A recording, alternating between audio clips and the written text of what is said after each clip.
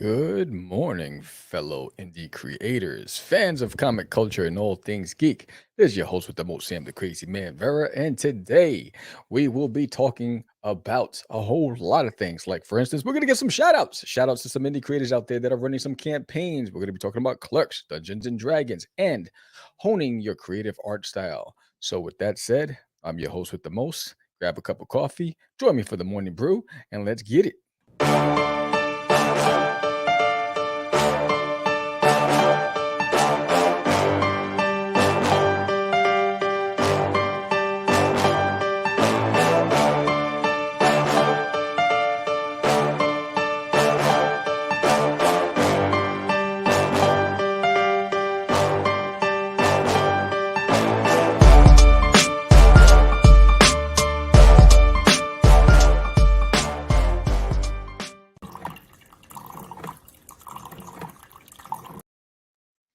Good morning, fellow indie creators. I'm your host with the most, Sam the Crazy Man Vera, and you heard today we have a really good lineup.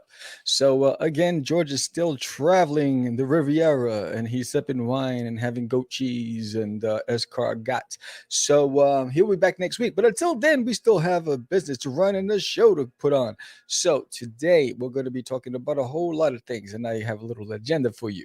So first, we're going to have some updates, right? So, updates on Kickstarter. Let's start there. So, the updates on Kickstarter, if you backed issue number 2, we are 82% as far as surveys are completed. So, 82% of the surveys are completed. If you haven't completed the survey, please do so.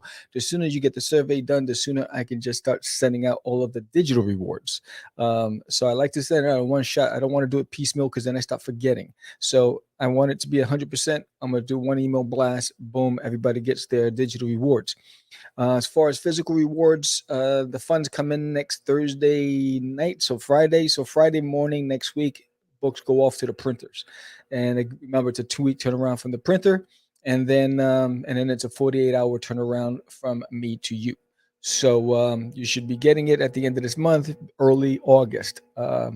So just a word of advice there. And look for this in your packets. Boom. There is the landing page for issue number 3 coming in September. It was going to be October, but I'm moving it to September. So it's coming in September.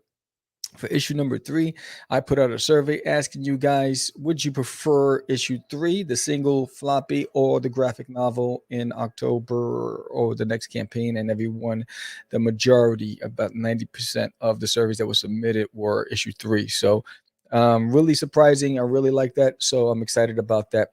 Big news to come with issue 3. Some really cool stuff.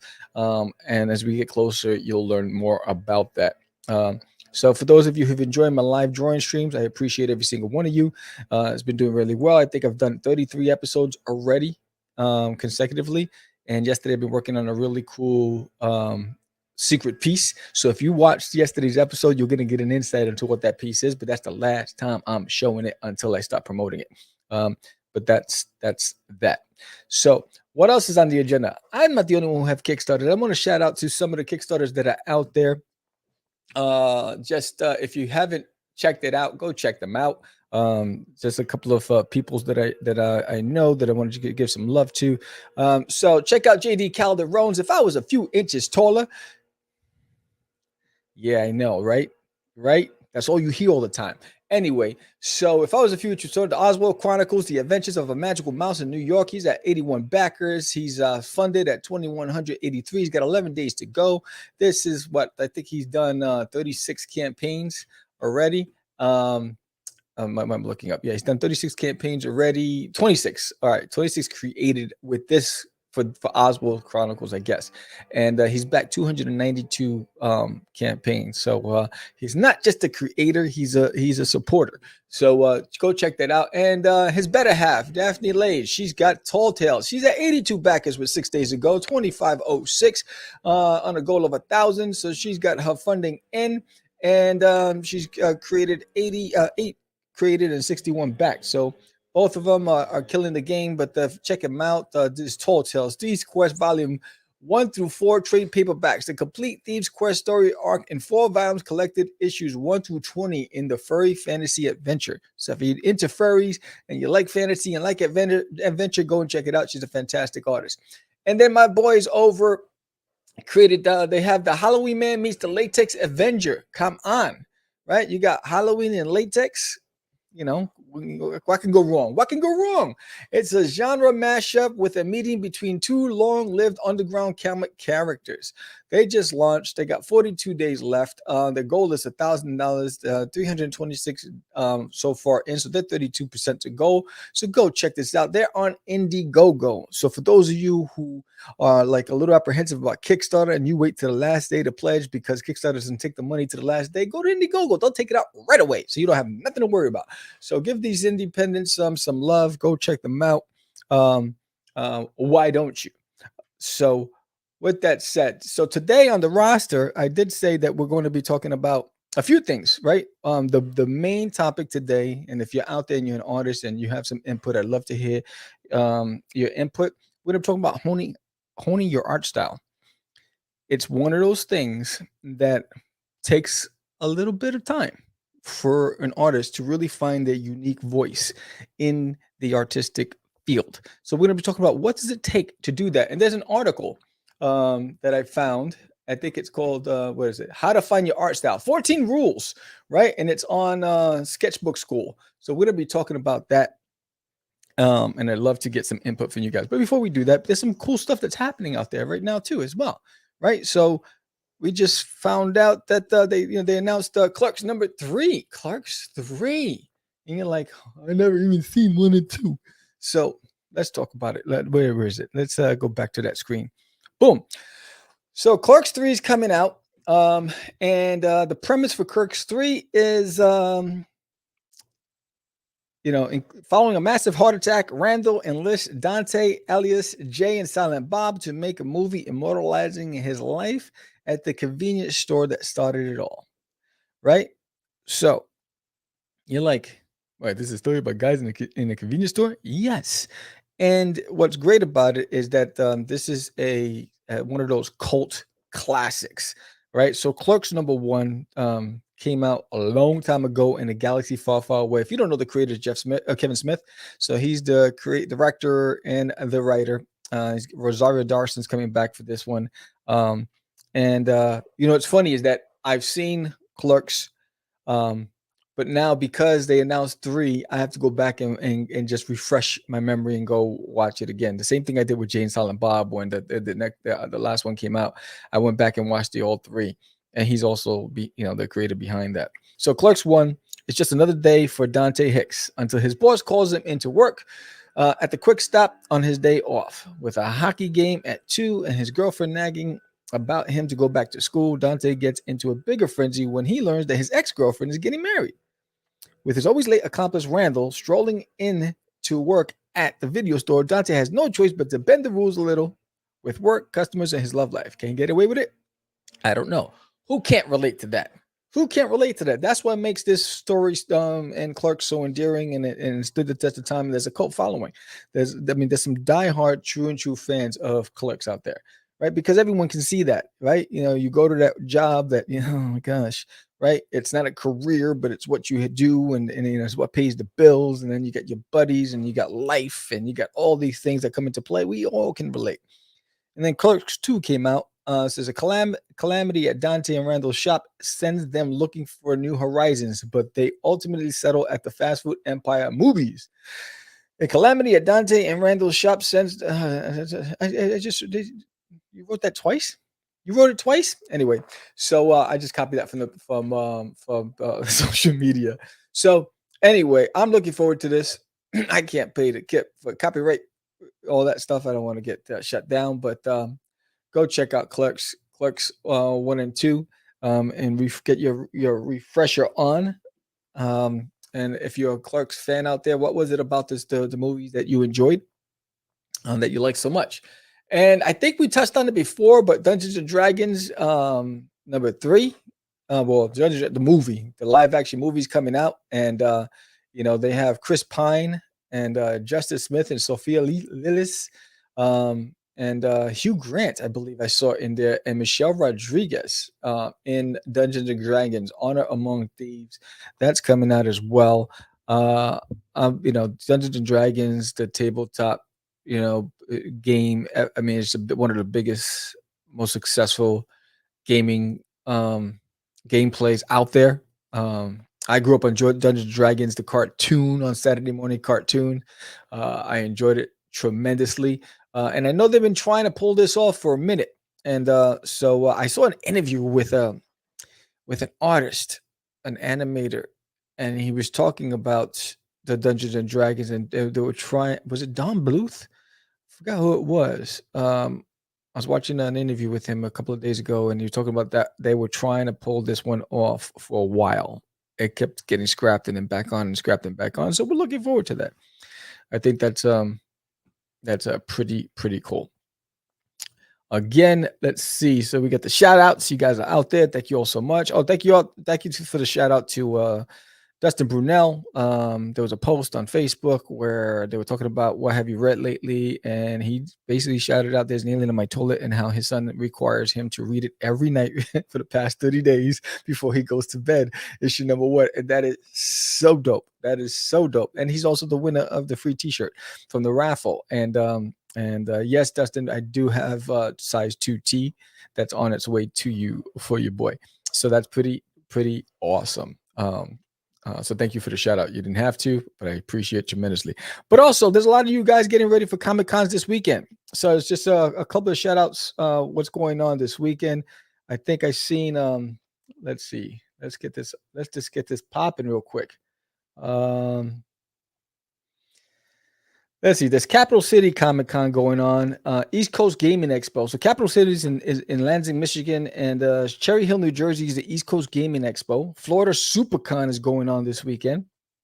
The Imaginarium Convention is in Louisville, Kentucky this weekend. London Film and Comic, that's in the UK. Whoa, what? Montreal Comic Con's going on. There's a lot of Comic Cons going on this weekend. I just want to say it is the weekend for Comic Cons. I wish I was at a Comic Con, but I'm not.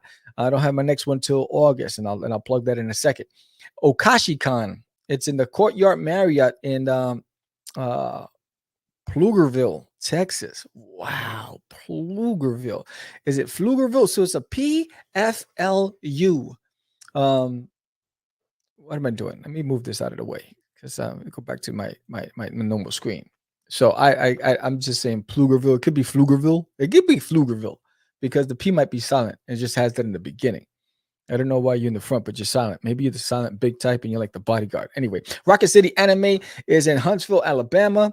SCG Con, Syracuse, New York. Wow, East Coast is booming right now.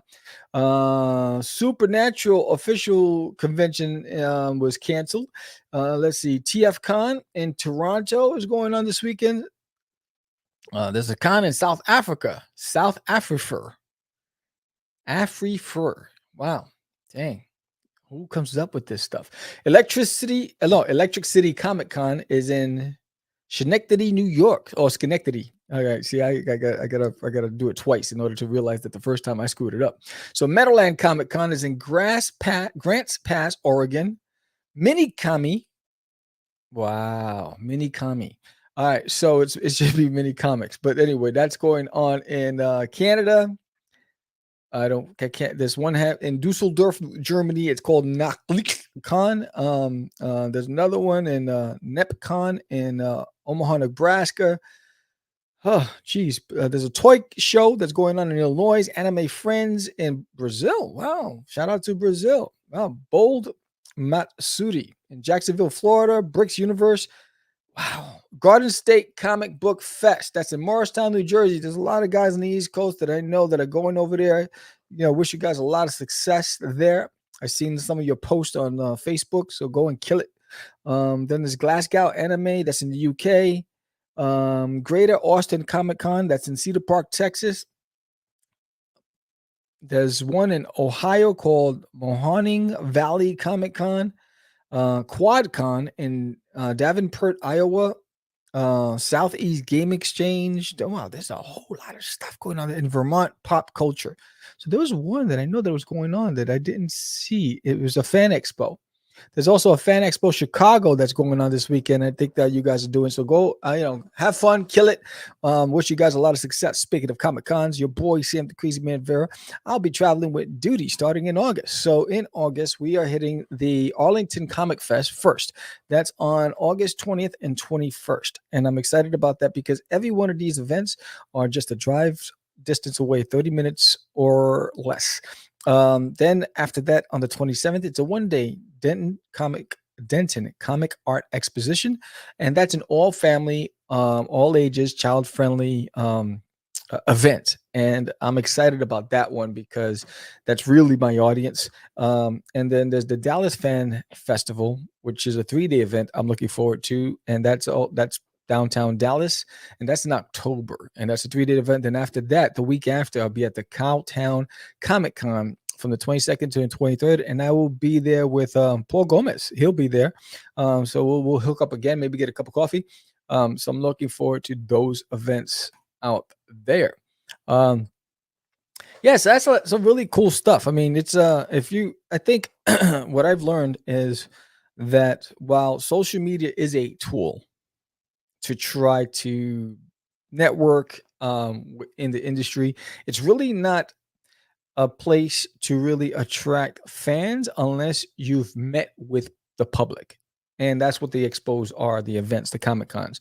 Because on social media, people gravitate to what they know, and in their circles, or the ones who really pop off are the ones who've had the name recognition.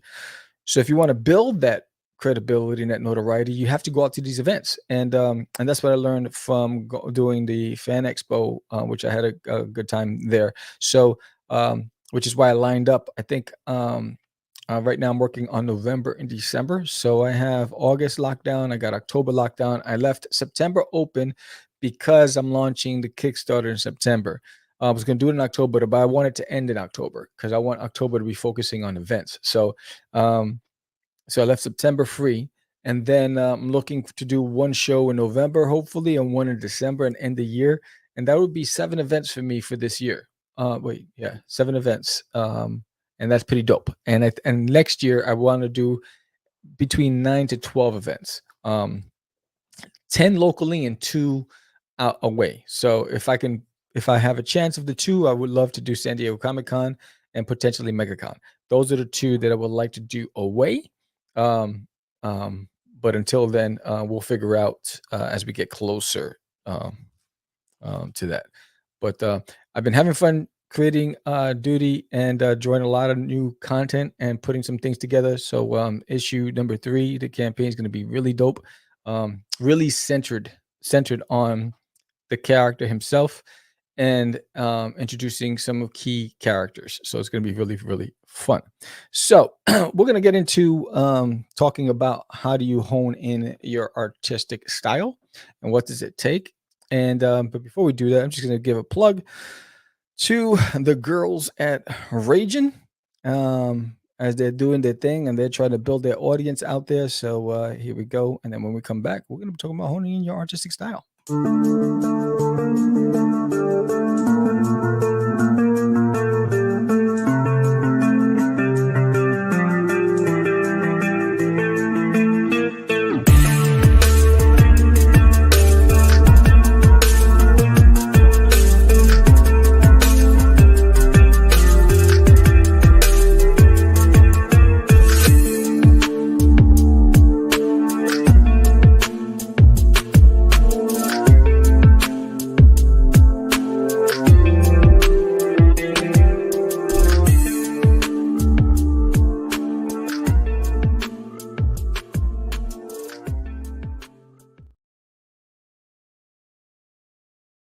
All right, we are back. So I pulled up an article.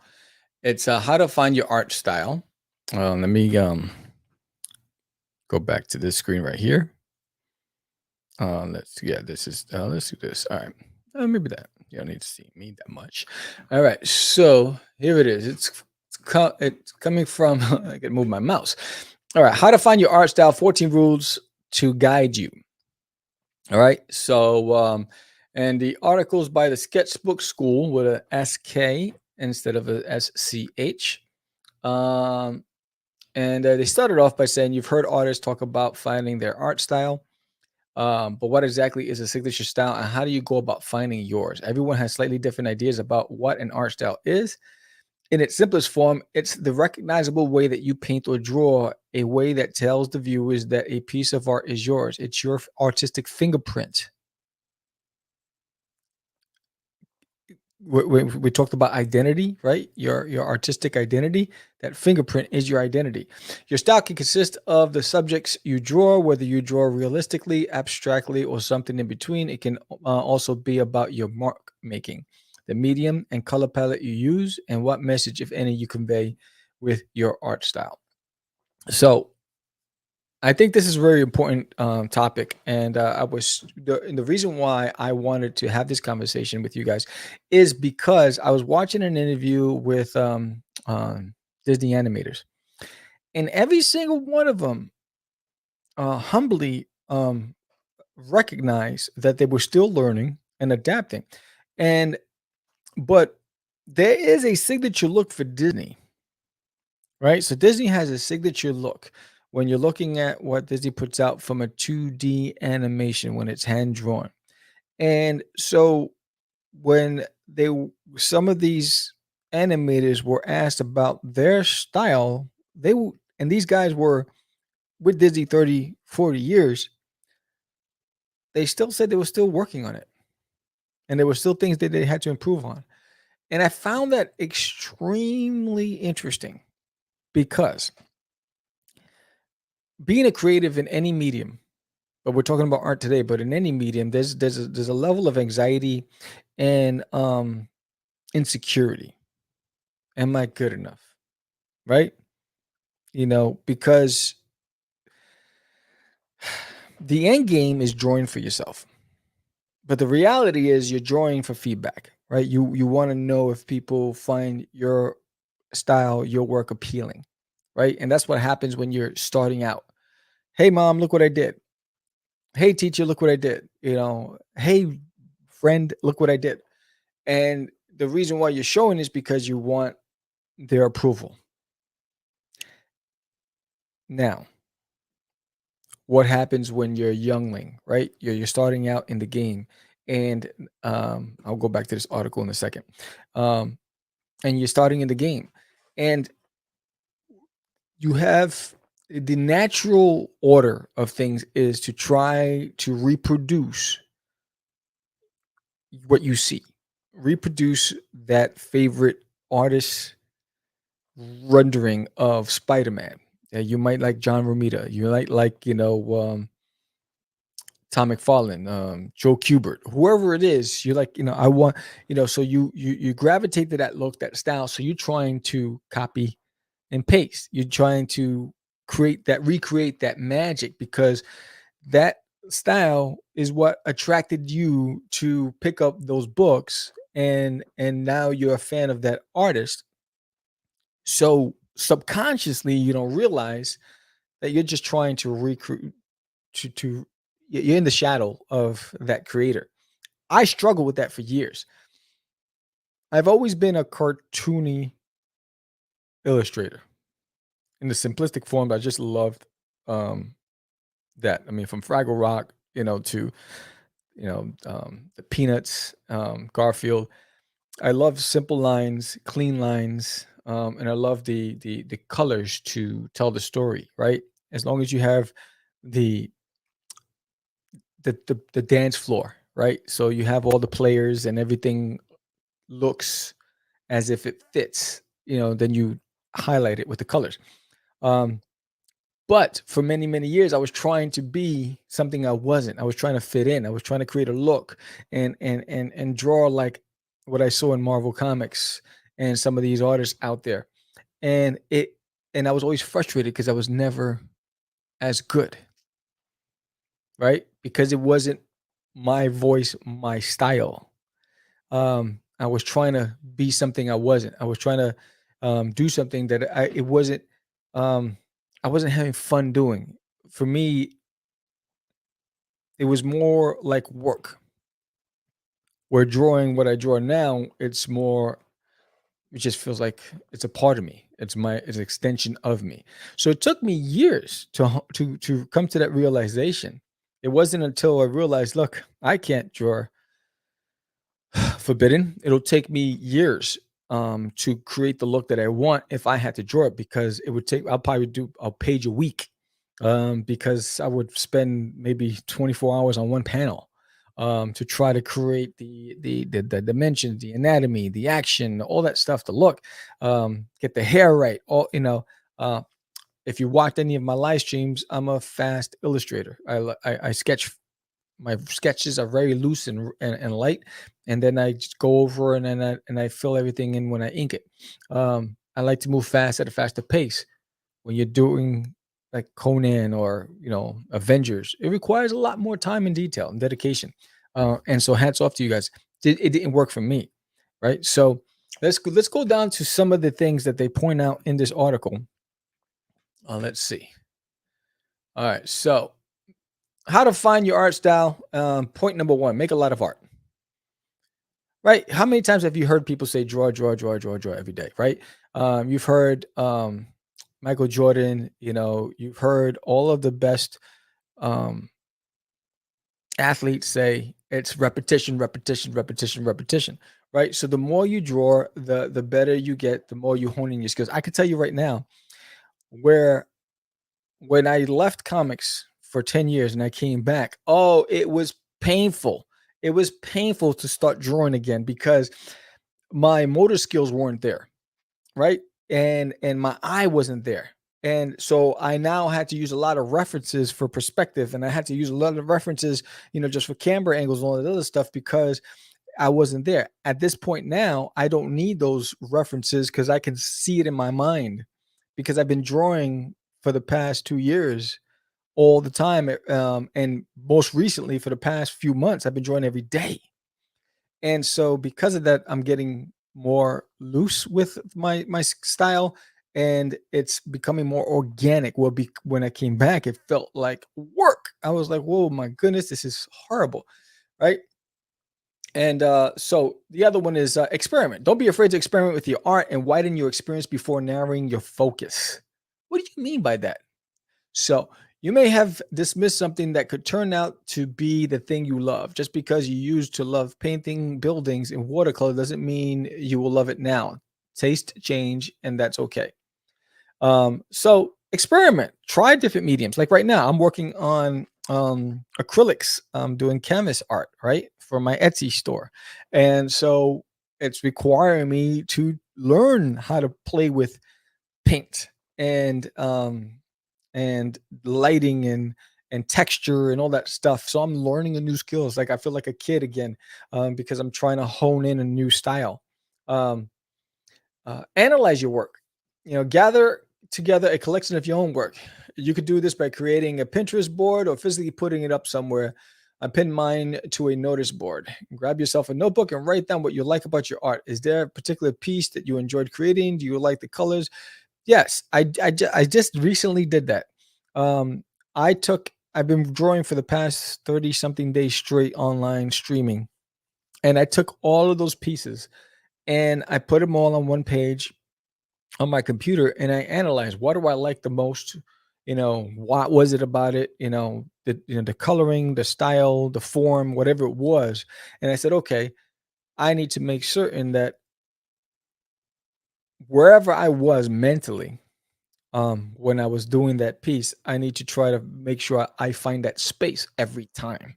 Right? It's hard. It's easier said than done, but it's one of those things where I think you have to really, you know, when you're in a school setting, it's easier because you're getting feedback from your professor, you're getting feedback from your colleagues, fellow students, right? And you're always on stage, right? Because everyone had, your stuff's always going to come up to the front, and they're going to share it, and you're being graded on your illustrations. Once you leave school, your education doesn't stop. It's just a different field now. Now you have to be that professor that analyzes your work. And what I do is I just look at it and I say, all right, I like, for instance, one of my favorite pieces I did was Lionel from Thundercats. Duty as Lionel from Thundercats. And I love that piece so much that I said, all right, what was it about that piece that I liked? And I'm gonna pull it up right now for you guys.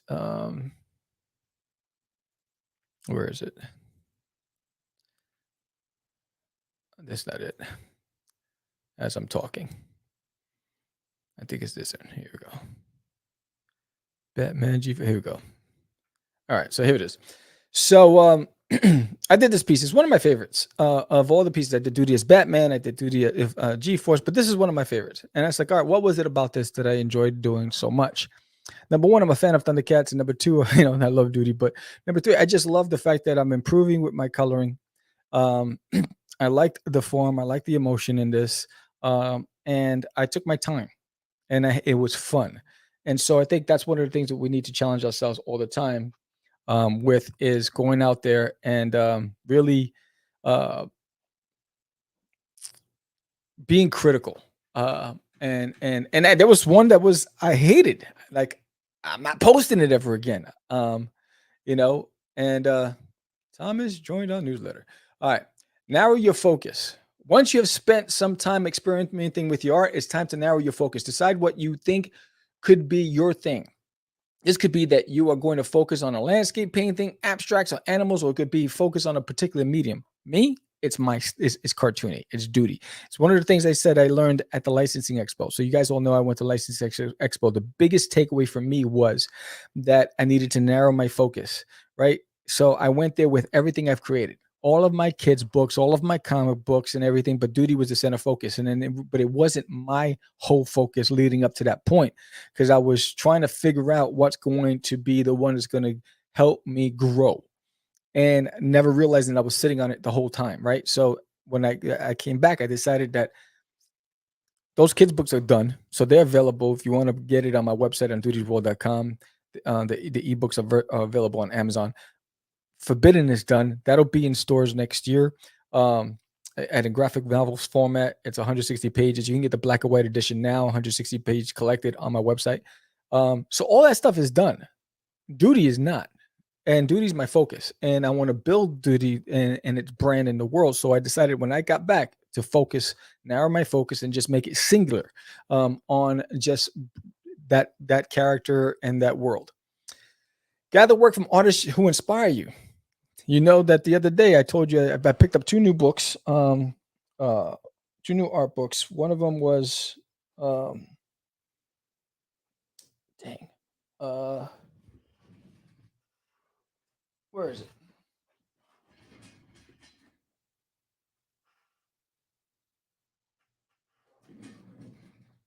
Dang it! I think the Art of Crash #4, and the other one was my books are all scattered. Anyway, I picked up two new art books. I also picked up the Calvin Hobbes collected edition. Why? Because those artists inspire me. I love to learn from the greats, the ones who've done it before me, who've come before me, the ones who really found their voice. And for me, when I get stuck, it takes the simplest thing for me to go, oh, I'm going to pick up an art book and go through it. And I start, and it's really the articles too. So you start looking at some of the images and it's fine, and it's beautifully rendered and whatever. But then I read the articles and what influenced them and what led up to that point. And then bam, that moment of inspiration hits. And then next, I'm back on the drawing board. Right. So it's always good to learn from others. Take elements with you. Just as you analyze your own work, do the same with your favorite artists. What is it that you like about their work? Is it crisp and clean? Yeah, I can tell you right now. As an artist, there's a look and style that appeals to me. Right. And so when I see books where there are books that are big turnoffs immediately, like, no, I don't even like that style. And I won't pick up the book because I didn't appreciate the style. And then there are books that are like, bam, that are just going to grab me. The story might not be as strong as the art, but the art is what pulled me in, right? So it's the same premise, right? Allow yourself to pivot. Pivoting is talked about in the business world, but it's important in the art world too. To pivot simply means to adjust direction if something is not working out. So maybe you start out drawing landscapes, but then realize what appealed most to you was the water and reflections. Allow this to become your new focus if it feels right. However, don't constantly switch, otherwise, you will never achieve the focus you need in your art style. Right.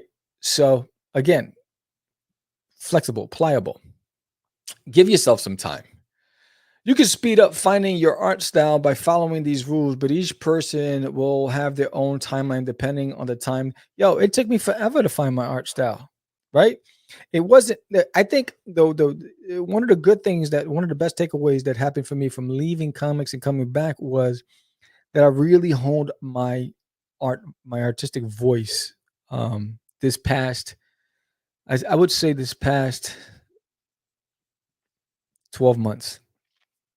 Um, Drawing every day, there's this look and style, um and that I have that I know that is recognizable to me. And so I think that's what I'm most proud of. And what's great is that every day I'm learning something new. I was on YouTube yesterday, and I really want to get better at coloring. So I was on YouTube yesterday learning how the tricks of the trade for colorists using Clip Paint Studio, and because I haven't colored comics in years, and I'm using a new program that I've only had for a couple of months, and so I still do the rudimentary way, right? I'm still doing the using the wand tools, selecting the layers, all this other stuff, whatever, and I'm creating thousands of layers. Where I know there's a lot of shortcuts with flatting and all this other stuff. Um, I'm not there yet, but right now I'm educating myself because I want to be there. Right. So I think you have to understand and identify where your shortcomings are and what do you need to do to strengthen those areas of opportunity. Right. And it's not a race, but I think the best way to find your voice is to draw without reference. Because what happens is you look at a piece of Conan and you're like, I want to draw that, but then it's almost like you're trying to copy the muscle structure and all this other stuff. And I think don't use the reference. Say, I know what Conan is, a barbarian. He has long hair. He's got muscles. He's got a sword. He's got these little, ripped cloth around his waist and whatever. He probably has some bracelets on. Boom. I know I'm going to draw my version of Conan in my mind and let your artistic voice shine through. Create the way you love, not how you feel you should. Right? That's profound because it says right here, it's easy to fall down the rabbit hole of creating what you think other people will like or buy, but if you don't enjoy it, it's really not worth it. I can tell you right now, when you go to Comic Cons, I can tell you, if you go to those tables, these people, there are tons and tons of artists, and I'm not knocking any of you guys out there, but there's nothing about them. They just did renderings of famous characters out there, recreating signature looks, whether it's in anime or Marvel or whatever it is. And it's just prints that they've done. And so they seem to be the ones that struggle the most, that don't have as much high traffic because there's nothing. It's it's copy paste. All right, I seen that image before. It's on a poster, and you just recreated it as a print. Whatever. Um, I think create what you love. Find your voice. There was a young lady next to me, she's not comic related at all. She was doing enamel pins and all this stuff, that she created on her own, and she was selling them hand over fist. Because she found her voice. That was her lane, and that's what she was navigating in. So find your voice. Try not to copy, and it works, but it's not sustainable. That's basically what the message I'm saying. Hold yourself accountable. If you are serious about finding your style and you need to put the work in, style you need to put in work in. I mentioned before how useful creative challenges can be, but also consider joining art groups, either local or the schoolyard. I agree 100%. Hold on one second. Let's see. I agree 100%. Hey, what's up, Jerry? Um, I didn't block it. What the hell? Who blocked Jerry? Oh, somebody deleted it. Sorry, Jerry. I don't know why it was deleted. Uh, let's see. But anyway, I don't know why it was deleted.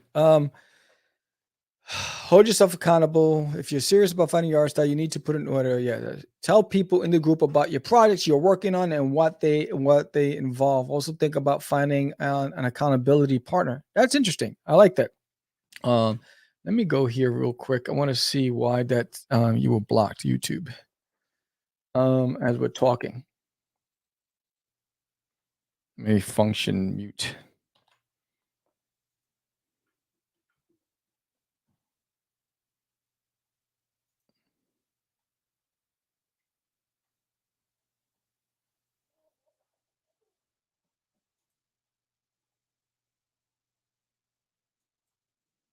Oh, there it is. Should be back. Um, I think.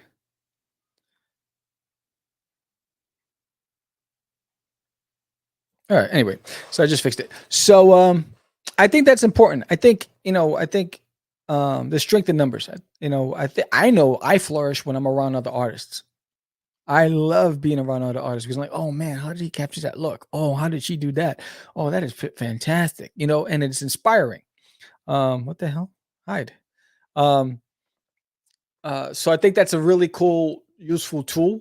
Be open to criticism and be prepared to reject it. Oh, that's an interesting one. Be open to criticism and be prepared to reject it. Criticism from others can be really useful, especially if they are further ahead of you in their art journey. They may quickly be able to spot where your painting isn't quite working. However, it's important to also reject criticism.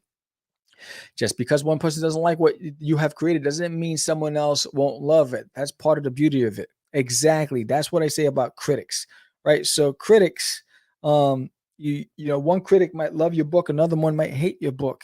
Doesn't mean that you're going to put all of your energy on the one that didn't like your book. You got to continue to move forward. So I just use feedback from critics as a way for me to objectively look at my work, not for me to say, wow, they're damn right. I'm going to close up shop. I'm not doing this again. Right. Because Rotten Tomatoes does it all the time. They'll trash something, but the public will say, what are you talking about? You guys are crazy. This movie is fabulous. And it does millions of dollars in the box office. So take it with a grain of salt. Reanalyze your work as you progress. Look back through the latest work like a scientist. What's working? What did you enjoy? Decide. It's funny. I was looking at my early days of art, and I used a lot of. I used to ink all my work, hand ink, and I use a lot of cross hatching and hatching.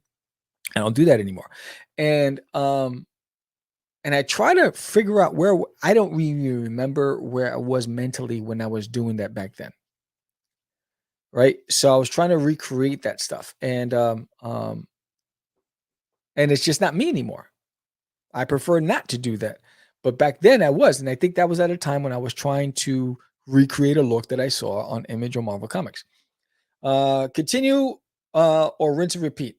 An art style is constantly evolving, even when you have reached a point where you feel your work looks distinctively yours, you will feel a need to push it slightly in different directions. This doesn't necessarily mean a huge change, but just tweaks and mini experiments.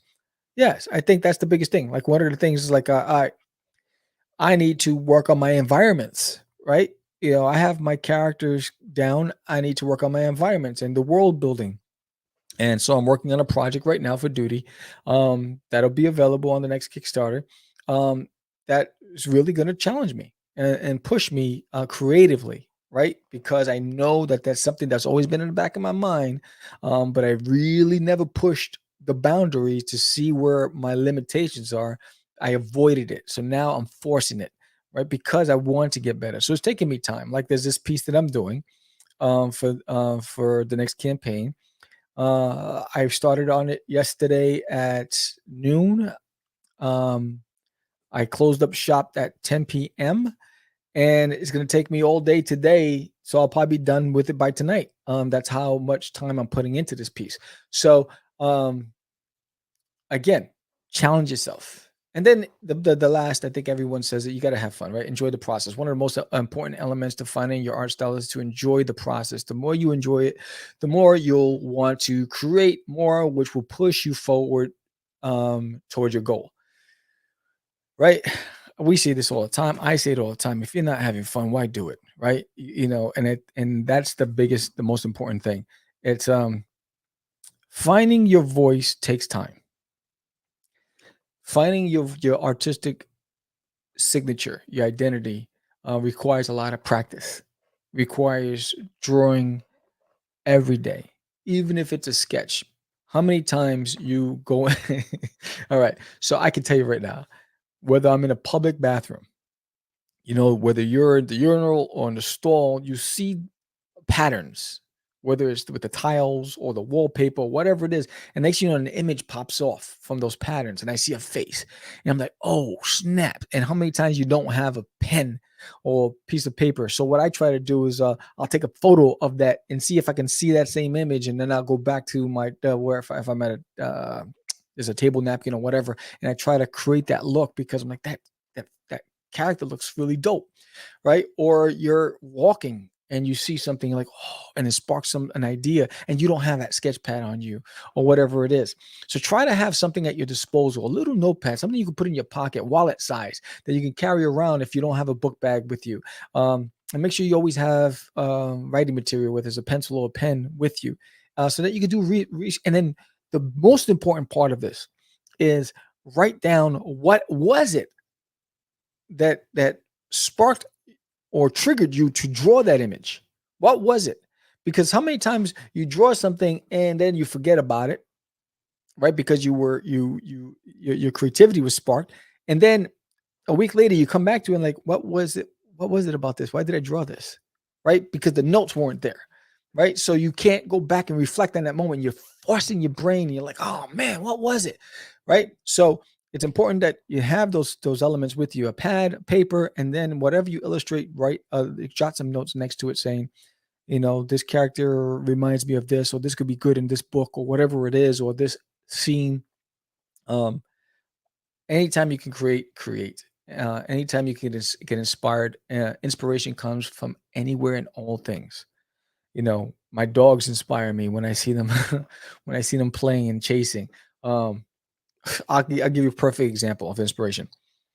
So did laundry. I went to pull my laundry out, and one of my shirts was the bottom of the shirt was wrapped into a circle, really tight circle, and it was a string that was wrapped around it. So I guess the string got caught up in the laundry, and then and what I did with my mind was, I envisioned that string got cut loose from the longer part of the string, right? It looks like one of those strings that are like on your sweatpants, right? So it looked like it cut in half, and it's like, and it got disconnected from its family, and it's getting swallowed up by this monster whirlwind in the wash, and it's trying to grab on for dear life, and it grabbed the shirt, and it just entangled under that shirt, like holding and spitting, like ah.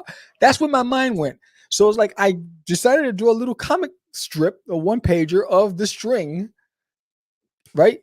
That creativity comes from everywhere. So try to find the humor in your work. Try to find the humor in what you do, and have fun with it. And don't race, and don't try not to copy. You know, no matter what you say about Rob Liefeld, a Liefeld piece wherever you go, right? A McFarlane piece wherever you go, right? So a Jake Parker piece wherever you go. So but they've taken time to hone their look and their voice. No matter, Rob Liefeld was a perfect example of the critics did not deter him from having fun. Um, and that's basically what the moral of the story is. So, what do you think about this topic? If you have anything to say, please put it in the comments. Did you like this episode of the Morning Brew? If so, please give me a thumbs up. Subscribe if you haven't done so. Recommend it to a friend. Share it out there, because when we grow, the indie community grows. And again, if you want to be a guest on Cast Craze, it's as simple as clicking the link in the summary. And remember, if you have a campaign, book in advance. Book in advance. But we really, really want to talk to you about you. So our focus right now is really about the creator. And so we really want to talk about your artistic inspirations, your writing inspirations. Are you an editor? You're a colorist, you're an inker, are you an animator, you're a sculptor, whatever it is that you do in your craft. We want to talk about your journey, from start to now to present. And that's what's most important to us is you and your story. For a year, we were just on a Kickstarter rant, right? We were promoting, I think we promoted more Kickstarter than anything. We were doing 4 Kickstarter shows a week for a year. So we want to pause. So now we're pre-recording our Kickstarter shows. We really want to talk to the creator. We want to talk about your journey. We want to, because it's your story that's most interesting to us and to our listeners, right? And so why not share that with the world? And if you're uncomfortable answering questions about yourself, then we might not be the medium for you. But if you're in the artistic medium, if you're a creator in any form, talk about yourself. You have an interesting story to tell. So why not share it with the world, and we can do a little part and help share it with our audience, and hopefully get you get some more eyes on what you do. And who knows, you might link up with another creator, or somebody might recognize what you do and say, hey, I saw you on Craze. I really like what you do, but whatever it is. So don't be afraid to come down to the Craze, and let's get things popping. Let's get things popping. So that was another episode of the Morning Brew. Again, I appreciate every single one of you for joining us and sticking around with us. And thank you. We're up to 612 subscribers to the channel.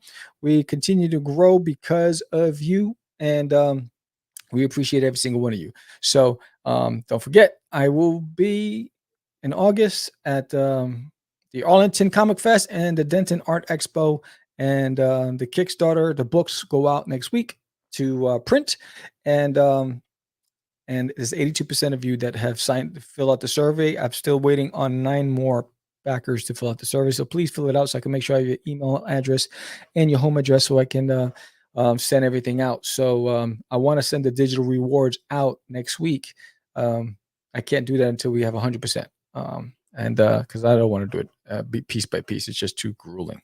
And don't forget, look for this landing page coming in the fall, issue number 3. There's an alien in my toilet, so I'm looking forward to that. So thank you again, Jerry. I don't know what happened, why your message showed it was deleted. Doesn't make any sense.